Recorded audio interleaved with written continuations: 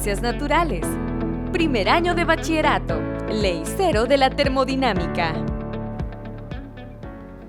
¿Qué tal? Bienvenidos nuevamente otra vez a tu espacio Aprendamos en Casa.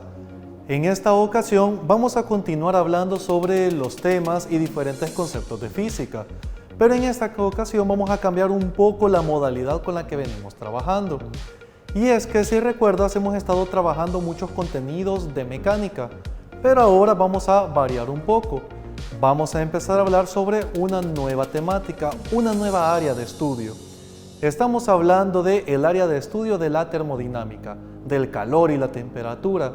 Así que si te encuentras listo, vamos a hablar de algunos conceptos nuevos. Puede ser que algunos ya los hayas escuchado. Así que préstale mucha atención, ya que vamos a estar hablando sobre temperatura, escalas de temperatura y dilatación térmica. Así que si te encuentras listo, ¿qué te parece si iniciamos escuchando la siguiente información histórica? ¿Sabías que el termómetro es un instrumento de medición de temperatura? En 1592, el físico Galileo Galilei diseñó el primer termoscopio, que consistía en un tubo de vidrio cerrado en ambos extremos. Posteriormente, en 1612, otro físico, Santore Santorio, introdujo una graduación numérica al invento de Galileo Galilei y le dio uso en medicina para medir la temperatura de las personas. Sin embargo, fue hasta 1714 que Daniel Fahrenheit construyó el primer termómetro a base de mercurio, tal y como los conocemos actualmente. Luego, en 1740, Anders Celsius propuso una escala, la cual lleva su nombre y también se conoce como escala centígrada. Esta escala tiene 100 divisiones, diferenciándose de las anteriores que no tenían este tipo de graduación. Actualmente, la escala Celsius es generalizada y se usa en diferentes trabajos científicos y también para reportes del clima. Quiero que pensemos por un momento en una bebida caliente, la bebida caliente de tu preferencia. Puede ser café o puede ser un chocolate caliente. Cualquiera de las dos que estés pensando, nosotros intuitivamente y nuestra experiencia nos ha dictaminado que si tenemos una bebida caliente y dejamos pasar cierto tiempo, eventualmente vamos a notar que va disminuyendo su temperatura. Cuando eso ocurre, para algunas personas pues es desagradable, para otras personas no. Independientemente de la percepción de si nos gusta o no nos gusta que la bebida esté caliente o fría, nosotros vamos percibiendo que va bajando su temperatura. Pero, ¿y qué tanto termina de bajar la temperatura? ¿Sigue bajando hasta congelarse o simplemente va disminuyendo como tal su temperatura poco a poco hasta llegar a un momento determinado? Quiero que te quedes con eso en mente. Pensemos ahora en un caso contrario. Por ejemplo, un alimento que se encuentre congelado. Tienes una fruta congelada o cualquier otro tipo de alimento congelado. ¿Qué ocurre con ellos? Cuando los sacas del congelador, eventualmente van aumentando su temperatura. Pero, al igual que en el caso anterior, ¿y qué tanto va a cambiar la temperatura en esta ocasión? ¿Va a seguir ascendiendo súbitamente hasta llegar a un punto máximo? ¿O se va a quedar con cierta estabilidad en su temperatura? Pues, tal y como tú ya puedes estar pensando, realmente estos aumentos o disminuciones de temperatura dependen mucho de las condiciones del entorno. Va disminuyendo la temperatura en el caso de un café hasta llegar a una temperatura similar al de la habitación en la que se encuentra, o como solemos decir, a temperatura ambiente. Lo mismo ocurre cuando estamos hablando de los alimentos congelados. Estos van aumentando su temperatura, pero llega un momento en el que alcanzan un equilibrio o un estado en el que se encuentran similar a la temperatura del ambiente. Pues bien, a eso es a lo que nosotros le llamamos equilibrio térmico. Y el equilibrio térmico es una de las condiciones o es algo que siempre se da y por eso es que tiene el carácter de ley. Normalmente lo conocemos como la ley 0 de la termodinámica y esta nos establece que cuando dos tres o más objetos están interactuando, eventualmente esa interacción va a permitir que alcancen un equilibrio en sus condiciones de temperatura. Se le conoce como ley cero porque ya se habían establecido la primera y la segunda ley y se dieron cuenta que esta era mucho más fundamental. Por ende, dijeron, no la podemos renombrar como la primera ley, así que dijeron, pongámosle la ley cero de la termodinámica. Ya que estamos hablando bastante sobre temperatura, ¿qué te parece si empezamos a hablar un poco sobre las diferentes escalas con las cuales se mide la temperatura? Tal y como te pudiste dar cuenta en el ejemplo, los humanos o la percepción que nosotros tenemos para la temperatura no siempre va a ser muy fiable. Y es que si le preguntas a otra de las personas que está contigo cómo perciben el ambiente, posiblemente no en todas las ocasiones te van a dar la misma respuesta de la percepción que tú tengas. Es decir, hay personas que tú sientes mucho frío y para otra persona el clima está agradable. O puede suceder que sientas un gran calor, sientas un aumento de temperatura bastante grande, pero otra persona considera que es una temperatura de lo más normal.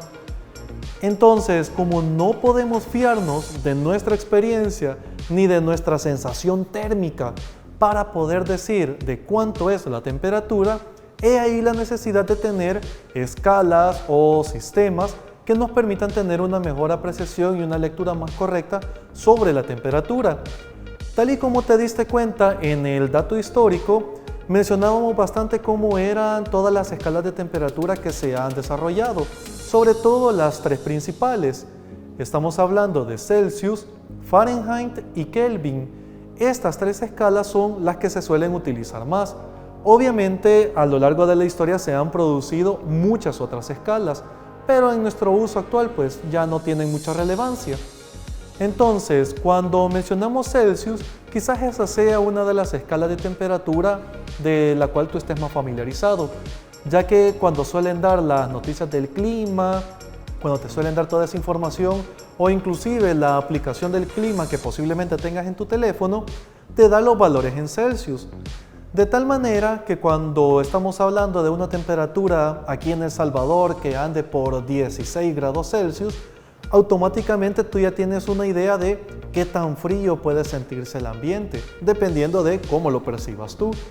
Y de igual forma, cuando te dicen que las condiciones del clima son con una temperatura de 34 grados Celsius, también automáticamente tú ya puedes trasladar esa sensación y decir, bueno, el ambiente va a estar cálido.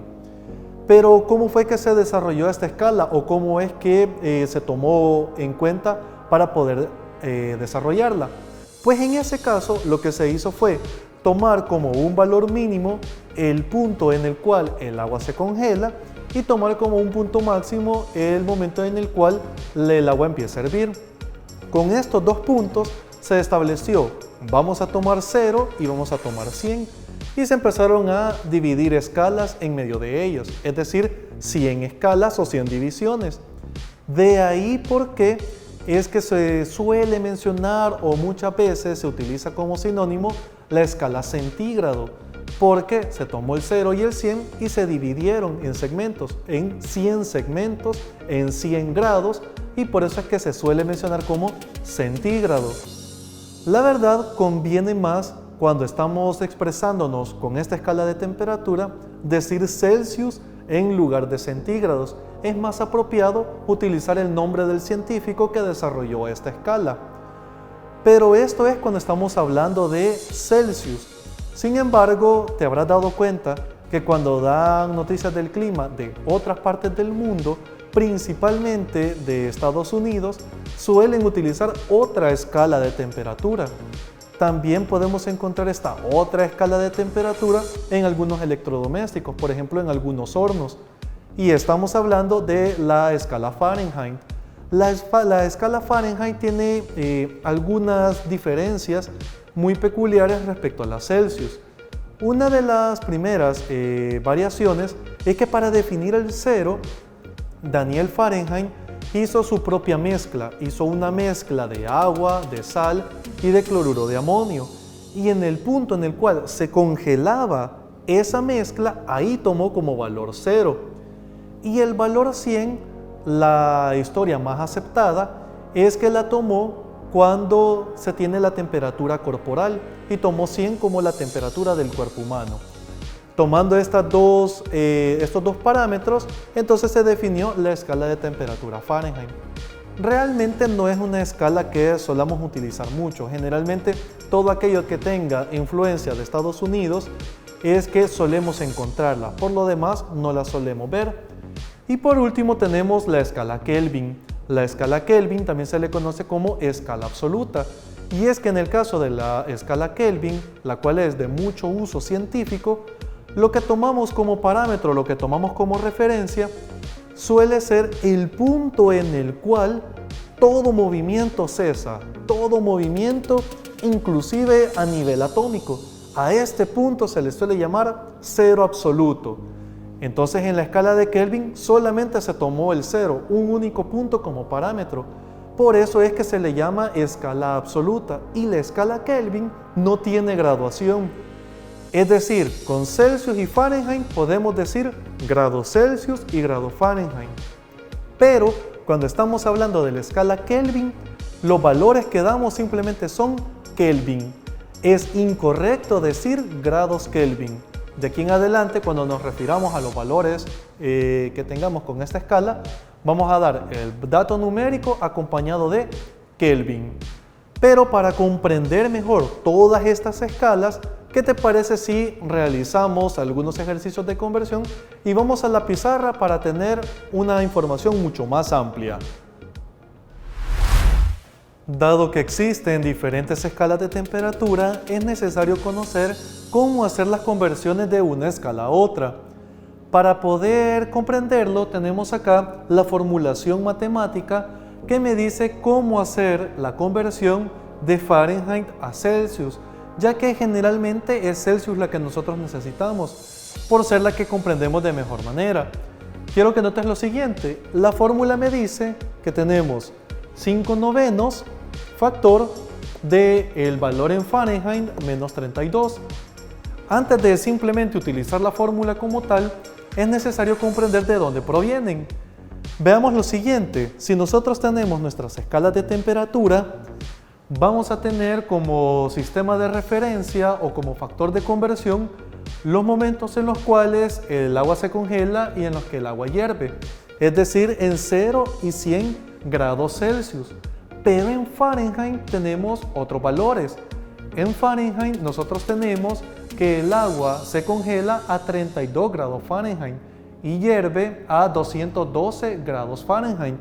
Entonces aquí notamos cómo se encuentra esta relación entre una escala y la otra. ¿De dónde sale este 5/9? Este 5/9 sale de lo siguiente. Nosotros entre estos dos estados tenemos 100 divisiones. Hasta ahí pues ningún problema. Pero en la escala Fahrenheit nosotros tenemos que de 32 a 212 grados tenemos 180 divisiones. Estas 180 divisiones tienen que ser equivalentes con estas 100 si nosotros queremos hacer una conversión.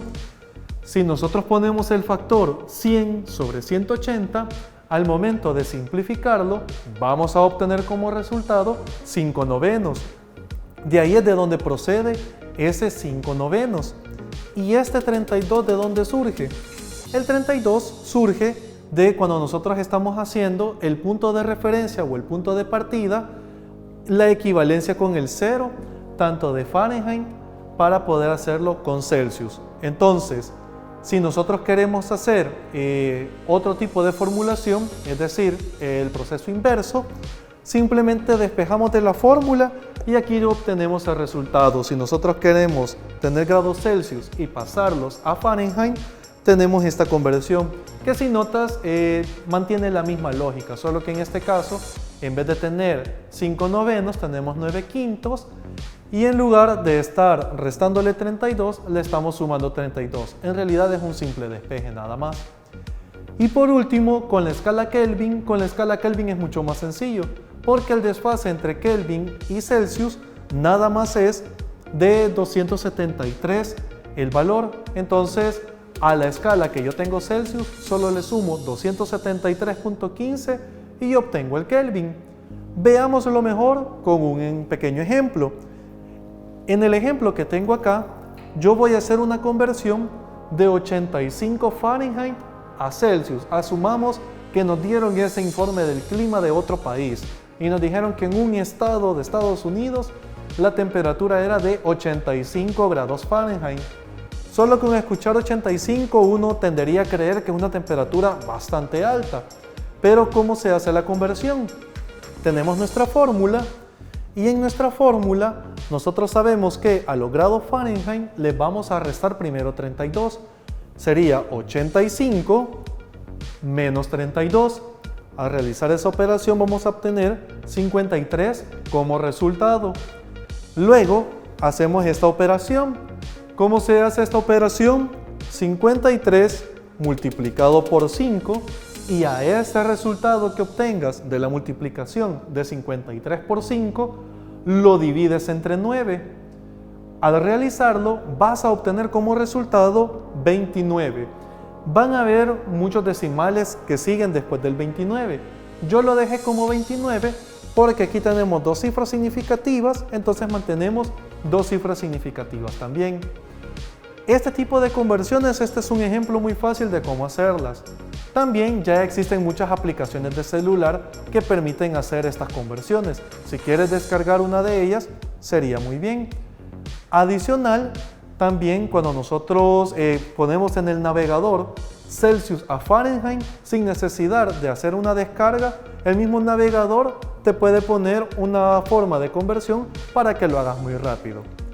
Ya que estamos hablando mucho sobre la temperatura, hay un fenómeno, hay un efecto que se da cuando la temperatura cambia. Para poder saber cuál es este fenómeno, cuál es este efecto, Marta nos tiene preparado un experimento. Veamos.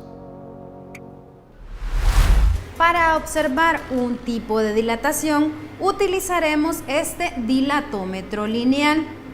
Tiene 3 barras, una de latón, una de vidrio y una de aluminio, pero nosotros solo ocuparemos la de aluminio en este caso. Es importante notar que aquí hay una escala y que la aguja está en 0. Este instrumento es una fuente de vapor de agua que va a circular por las mangueras y por la barra de aluminio para calentarla. Vamos a esperar unos minutos a que el vapor circule por el instrumento para poder observar lo que ocurre.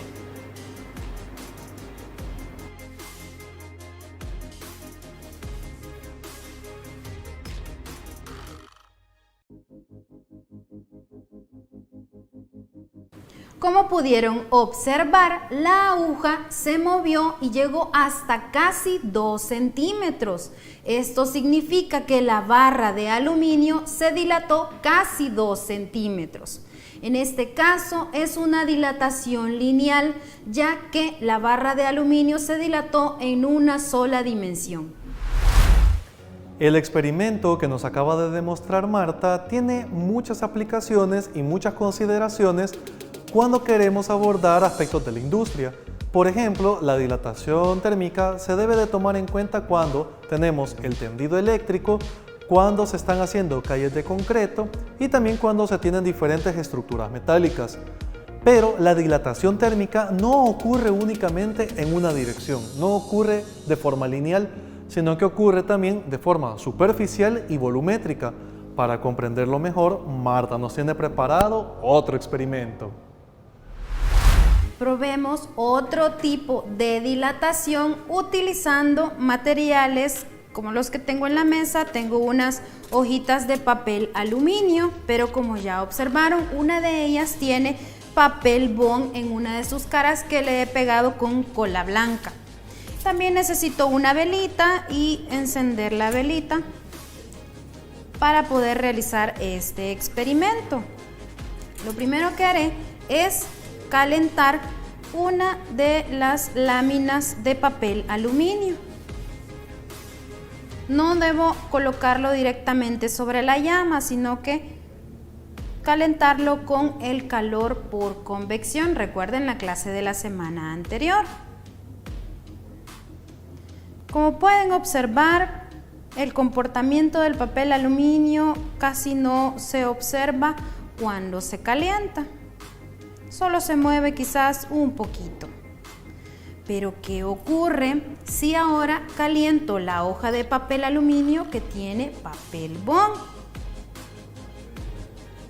Observen cómo rápidamente el papel aluminio se enrolla. Esto se debe a que la dilatación en la hoja de papel aluminio es mucho mayor que en el papel bond. En este caso, la lámina de papel aluminio se ha expandido o dilatado en 2 dimensiones porque incrementó tanto su largo como su ancho. Este tipo de dilatación se conoce como dilatación superficial. Ahora, comprobemos otro tipo de dilatación.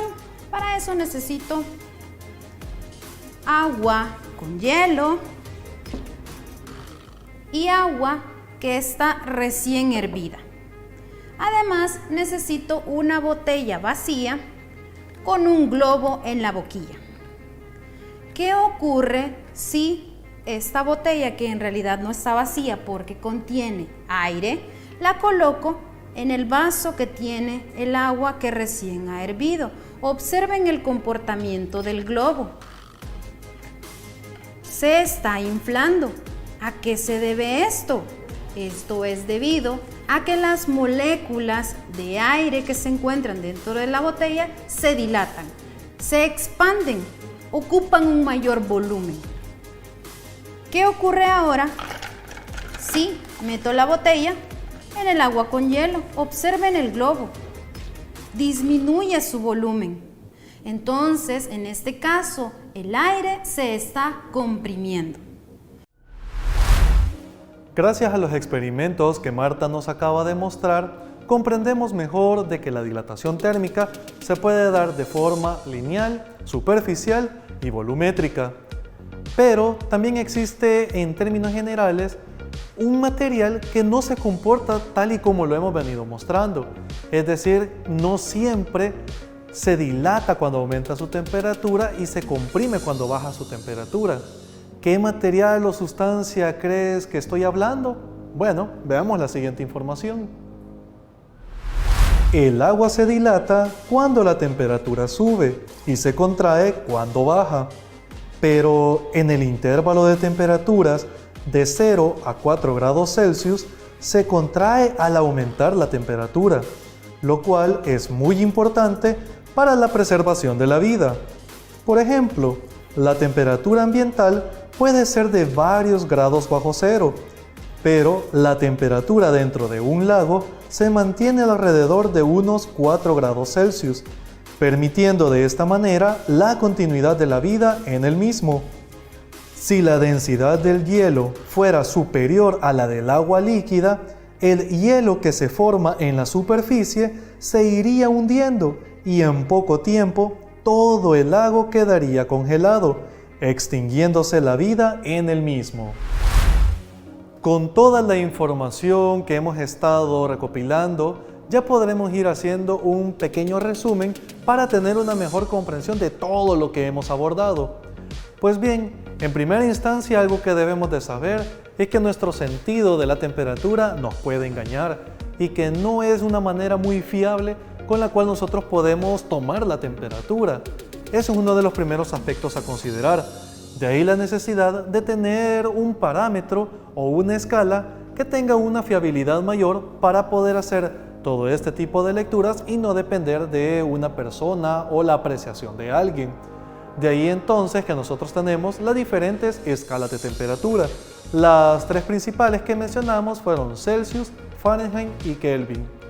Obviamente, debido a esta diversidad de escalas de temperatura, es necesario conocer la manera en la cual hacemos estas conversiones y por eso fue que mostramos tanto su formulación matemática como también un pequeño ejemplo para poder ir entendiendo cómo hacer todas estas conversiones. Adicional, mencionamos uno de tantos fenómenos térmicos que existen. Estamos hablando de la dilatación térmica, es decir, cómo los materiales reaccionan o cómo los materiales cambian cuando tenemos aumentos o disminuciones de temperatura. Y vimos que esta dilatación puede ser de manera lineal, superficial y volumétrica. Lastimosamente nos hemos quedado sin tiempo para seguir abordando más aspectos de la termodinámica, pero la siguiente semana vamos a continuar hablando de otros fenómenos termodinámicos. Llegamos hasta aquí y nos vemos la próxima semana, siempre en tu espacio Aprendamos en Casa. Hasta la próxima.